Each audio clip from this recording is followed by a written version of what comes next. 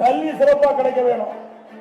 அந்த விவசாய குடும்பத்தில் பிறந்த மாணவ மாணவி, விவசாய தொழிலாளி குடும்பத்தில் பிறந்த மாணவ மாணவி, ஏழை குடும்பத்தில் பிறந்த மாணவ மாணவி, அவர்களுக்கு நல்ல கல்வி கிடைக்க வேண்டும் என்று கருதி அறிவித்தார் சி வி சண்முகம் அவர்கள் கோரிக்கை வச்சாங்க.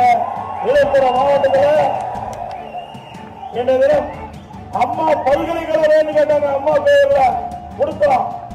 அது பொறுக்க முடியாத அரசியல் காழ்ப்புணர்ச்சியின் காரணமாக இந்த மாணவனுடைய நலனை பற்றி கவலைப்படாம இன்றைக்கு அதிமுக ஆட்சியில் கொண்டு வந்த பல்கலைக்கழகத்தை ரத்து செய்த அரசாங்கம் இந்த அரசாங்கம்.